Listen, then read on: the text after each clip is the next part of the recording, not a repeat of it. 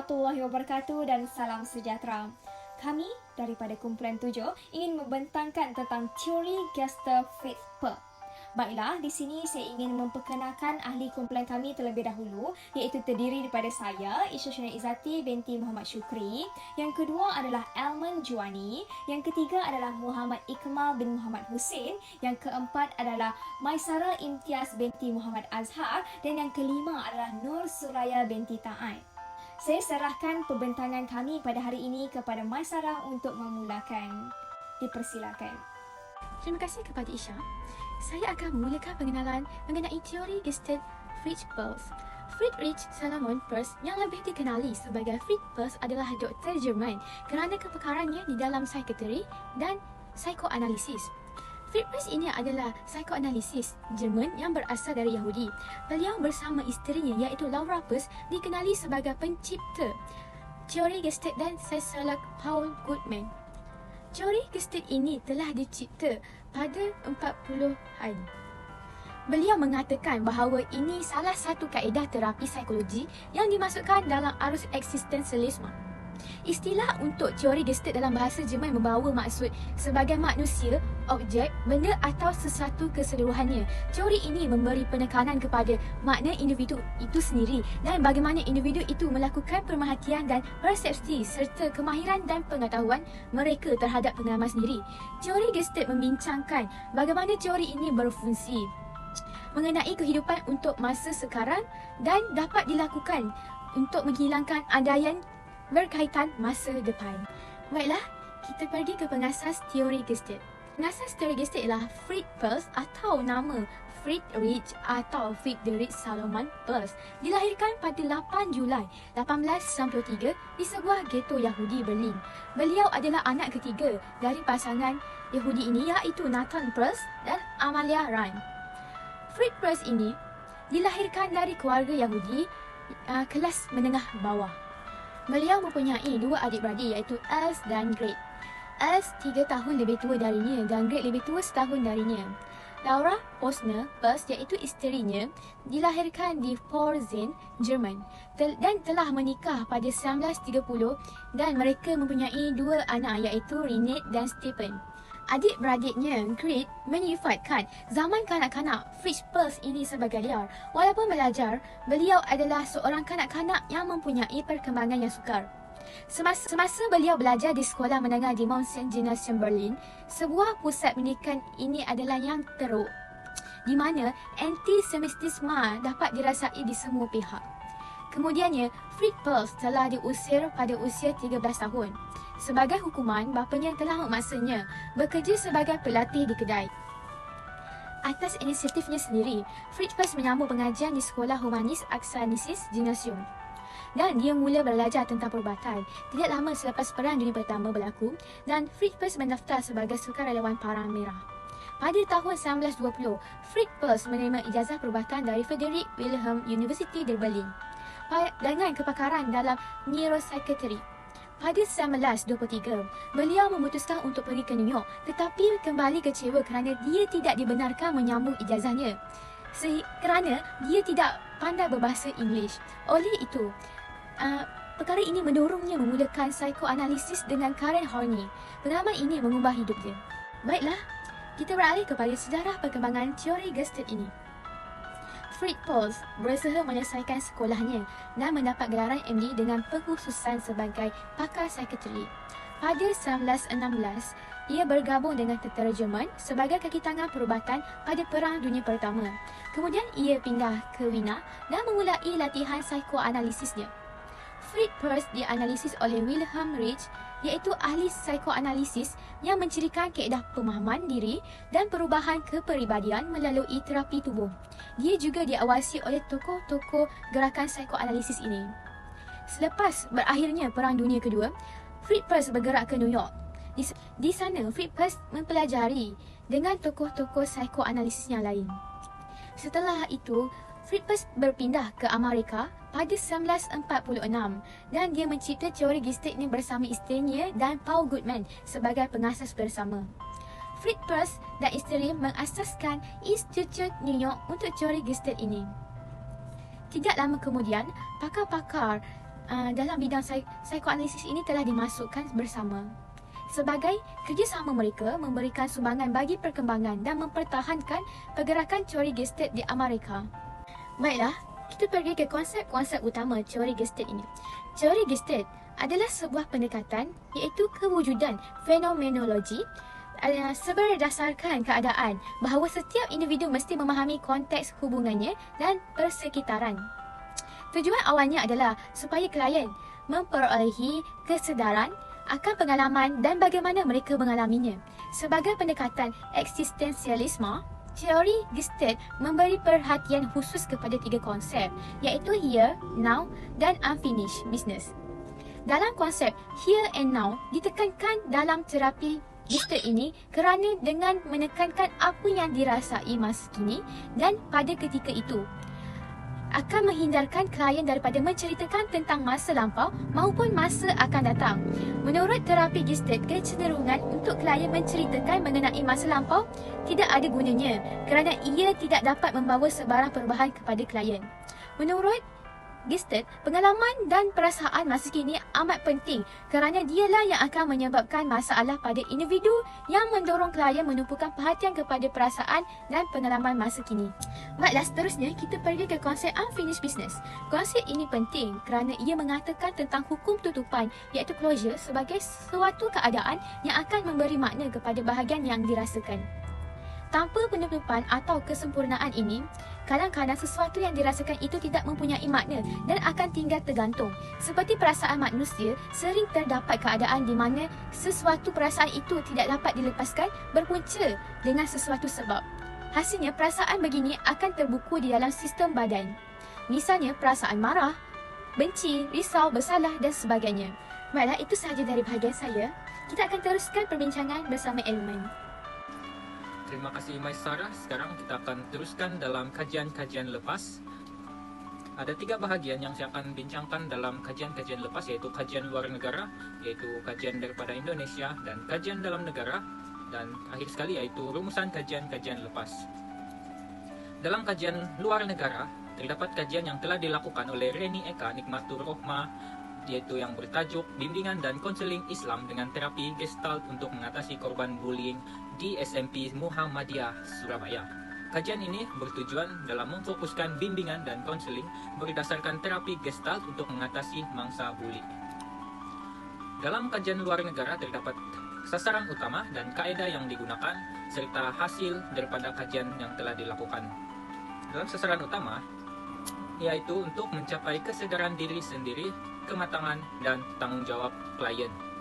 Seterusnya, kaedah yang digunakan yaitu pendekatan eksistensial kerana berdasarkan sini dan kini atau sekarang melalui teknik kerusi kosong. Dan hasil kajian daripada kajian tersebut yaitu perubahan diri klien, yaitu dari segi emosi, sifat, tanggung jawab dan kesedaran diri pada mangsa bully klien tersebut. Sekarang kita akan lihat proses kaunseling yang telah dilakukan dalam kajian ini berdasarkan teori terapi Gestalt, yaitu teknik kerusi kosong.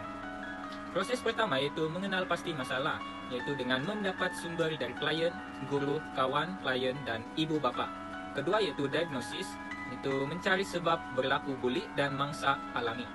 Yang ketiga yaitu prognosis. Kaunselor membantu mangsa atau klien menggunakan teori terapi Gestalt, yaitu melalui teknik kerusi kosong untuk memberi ketenangan semasa sesi kaunseling. Yang keempat yaitu terapi atau treatment. Klien diminta untuk mengenal pasti kekurangan dan kelebihan diri berdasarkan teknik Gestalt, yaitu kerusi kosong. Klien diminta untuk mendiagnosis perasaan yang dialaminya semasa dibuli. Kelima, penilaian yaitu atau evaluation dengan melihat perubahan yang berlaku dalam diri klien selepas sesi kaunseling yang menggunakan teori terapi Gestalt. Seterusnya masuk kepada kajian dalam negara, yaitu dalam Malaysia, yang dibuat oleh Muhammad Aziz Shah Muhammad Arif, Rafida binti Abu Bakar, Aslina binti Ahmad, dan Samsiah Muhammad Jais, yaitu kajian yang bertajuk The Development of a Group Guidance Module for Student Self-Development Based on Gestalt Theory. Kajian ini bertujuan dalam menumpukan untuk membangunkan dan mengesahkan modul bimbingan kumpulan untuk pembangunan diri pelajar berdasarkan teori Gestalt. Dalam kajian dalam negara ini, sasaran utamanya ialah untuk membolehkan klien meneroka, belajar dan menyelesaikan pelbagai masalah psikologi dan memfokuskan realiti sedia ada. Kaedah yang telah digunakan oleh pengkaji adalah pendekatan phenomenological, iaitu menekankan realiti yang sedia ada yang dialami oleh individu. Dan hasil daripada kajian ini, terdapat modul bimbingan kumpulan untuk pembangunan diri pelajar dibangunkan sepanjang konsep, prinsip dan teknik teori Gestalt terlaksana. Oleh itu, terdapat beberapa rumusan di sini yang telah disediakan bagi kajian dalam negara dan kajian luar negara. Rumusan kajian-kajian lepas, kesimpulannya, teori Gestalt merupakan suatu teori yang menekankan kepada kesedaran individu pada prinsip sini dan sekarang atau here and now. Keadaan manusia melalui pendekatan teori Gestalt yaitu pendekatan holistik pada personaliti manusia serta menekankan apa, what, dan bagaimana, how, yaitu individu yang bertingkah laku lebih penting untuk kepahaman ke diri berbanding daripada kenapa bertingkah laku sedemikian. Oleh itu, kajian lepas ini bermatlamat ke arah individu yang mampu menerima tanggung jawab ke atas diri mereka sendiri, hidup untuk masa sekarang, bebas serta jelas terutama dari segi perasaan, dan memfokuskan diri kepada keadaan realiti. Itu sahaja daripada saya. Terima kasih. Saya akan serahkan kepada Muhammad Iqmal. Baiklah, terima kasih Elman atas pembentangan itu sebentar tadi. Baiklah, saya akan meneruskan pembentangan ini tentang aplikasi di dalam sekolah ataupun dalam pendidikan. Saya Muhammad Iqmal bin Muhsin dan nombor metrik 280131. Dan seperti mana kita tahu bahawa dalam teori ini dia menekankan kepada proses terapi yang memberikan penekanan kepada satu prinsip yang dikenali sebagai kesedaran diri dan terhadap kehidupan dan juga rintangan yang perlu dihadapi pada masa ini, dan juga klien bertanggungjawab dalam menyelesaikan permasalahan yang dihadapi berdasarkan daripada pengalaman sebelum ini. Dan dalam teori ini juga dia menekankan kepada beberapa teknik dan ianya cukup diperhatikan khusus kepada pelajar tersebut supaya mereka ini menjadi lebih peka dalam menyelesaikan dan juga mengharungi cabaran yang perlu dihadapi selaras dengan dapat mempertingkatkan tahap perkembangan individu tersebut. Antaranya adalah fokus di sini dan juga sekarang. Okey, seperti mana kita tahu bahawa penghalang utama klien dalam menyelesaikan masalah ini adalah disebabkan oleh tingkah laku, corak pemikiran dan juga perasaan yang bersifat negatif adalah hasil daripada pengalaman yang mereka telah lalui. Dan sebagai seorang konselor, mereka perlu memperhatikan kaedah asas konseling seperti kaedah memimpin supaya ianya dapat pelajar ini dapat menanamkan rasa kesedaran dalam diri mereka. Dan juga masa lalu ini adalah menjadi kunci kepada pengalaman yang mereka telah lalui supaya ianya menjadi kekuatan dalam menempuhi cabaran mereka dengan lebih mudah. Seterusnya, teknik kerusi kosong yang dimana dalam terapi ini dia menekankan dalam bentuk dialog antara seorang pelajar dan juga seseorang yang sedang duduk di hadapannya. Dan dalam teknik ini juga dia menitik beratkan berkenaan tentang kemahiran komunikasi yang dimana pelajar ini perlu mengupas dalam pelbagai aspek termasuk kepada isu, situasi dan juga perasaan yang dialaminya dengan membayangkan seseorang yang duduk di hadapannya. Dan dalam teknik ini juga mempunyai objektif utama supaya pelajar ini dapat menanamkan rasa kesedaran diri dalam diri mereka melalui perbualan yang berkesan. Dan malahan itu juga, pelajar ini juga boleh memindahkan tempat duduk yang sedia ada kepada kursi yang lain supaya keberkesanan dalam teknik semasa sesi ini tersebut dapat berjalan dengan lancar dan juga lebih optimal. Baiklah, saya akan meneruskan tentang kebaikan dan juga faedah dalam teori Gestalt Frisbos, dan antaranya ialah penggunaan falsafah dalam teknik di sini dan juga sekarang serasi dengan Gestalt sebagai terapi yang mudah. Hal ini kerana dia memfokuskan dan menekankan kepada dua benda, iaitu pertama, perasaan semasa, dan yang kedua, tidak balas interpersonal dalam membuat refleksi melalui daripada pengalaman yang telah berlaku di sekeliling mereka supaya secara tidak langsung ianya dapat meningkatkan tahap kesedaran diri dalam diri klien maupun pelajar tersebut. Seterusnya adalah ia menjadi model organik yang selaras dengan tahap perkembangan kesihatan klien ataupun pelajar dalam kehidupan. Hal ini kerana dalam penghasilan dalam teknik Gestalt yang telah dinyatakan sebelum ini, ia mempunyai dan juga memfokuskan kepada dua perkara, iaitu dalam aspek apa, iaitu what, dan juga bagaimana, how, di mana ia berdasarkan daripada pengalaman yang pada masa ini supaya ia dapat membantu kepada klien ataupun pelajar dalam melakukan suatu perkara dengan lebih produktif bagi menjalankan tanggungjawab mereka dan yang telah ditetapkan dalam kehidupan seharian mereka tanpa mengharapkan bantuan daripada orang lain ataupun mereka secara berdikari, terutamanya dalam menyelesaikan permasalahan tersebut. Di samping itu, keberkesanan dalam kemahiran komunikasi ini dapat dicapai. Hal ini kerana poin ini tersebut juga yang mempunyai hubungan kerjasama yang baik antara kaunselor dan juga klien sebenarnya, dan ia juga adalah umum dalam proses terapi tersebut, dan ianya juga memberi makna dalam membuat perubahan dalam diri klien tersebut supaya mereka ini menjadi lebih positif dan juga ada kesedaran yang tinggi daripada pelaksanaan sesi yang tersebut dengan lebih efektif. Baiklah, kita akan melihat pada faktor-faktor yang membantu dalam teori Gestalt. Yang pertama adalah tanggungjawab konselor. Seperti mana kita tahu bahawa konselor mempunyai peranan dalam membantu pada klien supaya dapat meningkatkan kefahaman dan juga perkembangan dalam diri mereka supaya mereka menjadi lebih positif dan menjadi lebih baik pada masa hadapan. Maka dalam teori ini juga konselor memberikan panduan kepada klien supaya mereka ni dapat meningkatkan rasa kesedaran dalam diri mereka kerana ia adalah tanggungjawab kepada tingkah laku mereka sendiri dan secara tidak langsung juga memberikan kesan yang positif baik kepada mereka apabila berhadapan dengan situasi yang bermasalah tersebut. Yang kedua adalah konsep di sini dan juga sekarang. Hal ini kerana konselor ini dia tidak mementingkan kepada kemahiran penyamaan seperti mengapa. Malah dalam teori ini juga dia lebih mementingkan kepada keadaan yang semasa bagi mewujudkan rasa kesedaran dalam diri klien tersebut. Namun, menghubungkan antara masa lalu dan juga masa sekarang ini adalah penting supaya mereka dapat membuat refleksi dalam diri mereka berdasarkan daripada kognitif, pada emosi dan juga tingkah laku klien kerana ianya dapat menjadi satu landasan dan juga panduan yang mampu diubah secara berterusan. Yang ketiga adalah pengalaman klien. Hal ini kerana ia menjadi penanda arus yang utama daripada pengalaman yang mereka telah lalui untuk memupuk kesedaran dalam diri mereka. Maka jika seseorang klien itu dapat memupuk kesedaran mereka sehingga ke tahap yang maksimum, maka ia akan membentuk seseorang individu yang menjadi sehat dan berpotensi dalam menyelesaikan diri apabila persekitaran sekeliling mereka apabila menyelesaikan suatu masalah. Maka sekian ini sahaja daripada pembentangan saya dan saya akan teruskan pembentangan ini tersebut kepada Nur Suraya. Okey, Nur Suraya boleh teruskan. Terima kasih kepada Ikmal atas pembentangan sebentar tadi. Saya akan meneruskan pembentangan mengenai cabaran dan limitasi aplikasi di sekolah atau dalam pendidikan. Cabaran yang saya dapati adalah teknik yang digunakan berpotensi untuk klien mengalami intensiti perasaan yang sangat tinggi. Selain itu, ia memerlukan latihan dan pengalaman yang tinggi sebelum kaunselor mampu menggunakan teknik intervensi seperti yang dinyatakan dengan efektif dan tepat. Bagi limitasi pula, kompetensi dan kebolehan ahli terapi dalam melakukan sesi kaunseling juga adalah salah satu limitasi yang perlu dititikberatkan sebelum ia dijalankan. Akhir sekali, sesetengah klien tidak mampu untuk menyatakan perasaan mereka yang terkurung atas faktor personaliti, kerahsiaan dan ketakutan yang melampau. Seterusnya adalah implikasi dalam pendidikan. Antara implikasi yang saya dapati adalah ia dapat membantu individu memperolehi pengetahuan dan kesedaran. Yang kedua adalah ia dapat membantu individu dalam menghindari masalah pada masa akan datang. Dan akhir sekali, ia dapat menjadikan individu itu aktif secara keseluruhan dan bukan sahaja pada pemikiran mereka ataupun pada fizikal mereka. Dan akhir sekali adalah mengenai potensi masa hadapan. Konsep yang digunakan adalah teknik yang baik kerana ia memerlukan klien untuk memberikan sepenuh perhatian terhadap perkara yang sedang berlaku dan bukannya perkara yang telah berlaku ataupun akan berlaku. Perkara ini memudahkan untuk menyelesaikan sesuatu perkara kerana tenaga telah disalurkan kepada perkara lampau dan akan datang dan ia mampu meningkatkan kesedaran klien. Pembentangan seterusnya saya akan serahkan kepada Isha.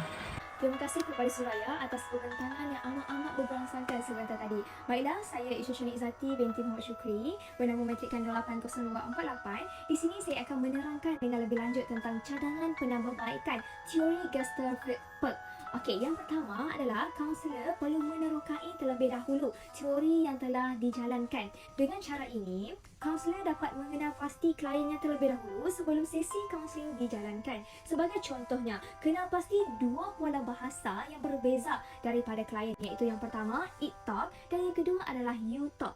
It talk adalah satu perumpamaan untuk menggantikan dirinya kepada orang lain. Sebagai contohnya, tadi ada seorang pakcik ni, dia terjatuh. Lalu ramai orang yang telah menggelakkannya. Kalau cikgu jadi pakcik tu, cikgu malu tak? Dia menggunakan perkataan pakcik untuk menggantikan kata nama diri dia. Sepatutnya dia yang jatuh tadi. Okey, yang kedua adalah you talk. You talk adalah klien menggunakan kata ganti dirinya sendiri. Sebagai contohnya, tadi saya terjatuh. Lalu ramai orang telah menggelakkan saya. Kalau cikgu jadi tempat saya, cikgu malu tak? Dia menggunakan kata ganti dirinya sebagai saya. Okey, jadi di sini klien dapat mengenal pasti dengan lebih terperinci lagi klien ini jenis macam mana. Okey, nama baikan yang kedua adalah menyediakan ruang kaunselor yang selesa serta privasi. Untuk melakukan teori Gestalt ini, klien perlu berada dalam keadaan yang tenang dan senyap. Kerana faktor-faktor persekitaran seperti bising, panas, bau busuk ini akan mengganggukan konsentrasi klien untuk mengingat semula tentang masa-masa lalu mereka. Okey, di sini sebagai contohnya kita boleh menyediakan penghawa dingin ataupun bilik kedap udara untuk memastikan klien ini dapat mengimbas semula pengalaman-pengalaman pada masa dahulu untuk dijadikan pengajaran pada masa sekarang. Seterusnya, memanjangkan masa sesi kaunseling. Teori ini memerlukan masa yang agak lama berbanding dengan teori-teori yang telah disampaikan oleh 10 kumpulan sebelum ini. Hal ini kerana teori ini memerlukan masa yang tenang, panjang untuk memastikan klien mengimbas semula masalah-masalah pada masa lalu untuk dijadikan pengajaran pada masa sekarang. Kebiasaannya, teori biasa memerlukan 20 hingga 40 minit untuk sesi individu. Tapi, kami menyarankan untuk melanjutkan sesi kepada 45 minit hingga 1 jam untuk memastikan klien dapat menyempurnakan sesi kaunseling ini dengan sebaiknya. Cadangan yang terakhir adalah mengenal pasti isu kompetensi dan juga kebolehan klien. Perkara ini sangat penting untuk memastikan klien tidak mendapat kesan negatif jika salah melakukan teknik. Oleh itu, teori ini memerlukan latihan dan juga pengalaman yang banyak sebelum melakukan sesi kaunseling. Sebagai contohnya, klien yang tidak berpengalaman dalam melakukan teknik kerusi kosong yang telah disampaikan oleh Iqbal sebentar tadi akan berisiko tinggi jika tidak mendengar arahan dengan sejelas-jelasnya. Jadi, di sini klien perlu mendengar arahan dengan lebih teliti untuk memastikan dia lancar dalam sesi kaunseling. Kesimpulannya, teori Gestalt ini juga mempunyai kelebihan dan juga kelemahannya yang tersendiri. Jadi, teori ini lebih menekankan tentang pendekatan pengalaman seseorang individu yang menekankan tentang kesedaran dan juga kualiti hubungan antara seseorang individu dan juga alam sekitar. Teori ini juga dilakukan untuk mengenal pasti pengalaman dan juga tingkah laku yang dirasai oleh seseorang individu pada masa yang dahulu yang mungkin menjadi penyebab ataupun trauma pada masa sekarang. Jadi, secara tidak langsungnya, klien yang menggunakan teori ini dapat menyelesaikan masalahnya dan mengambil iktibar daripada pengajaran yang lepas untuk dijadikan ataupun untuk membaiki pada masa sekarang jika kaunselor dan juga klien ini dapat bekerjasama antara satu sama lain. Baiklah, itu sahaja daripada kumpulan kami iaitu kumpulan 7 dan terima kasih juga telah meminjamkan masa dan juga telinga anda untuk mendengar pembentangan kami. Sekian, terima kasih.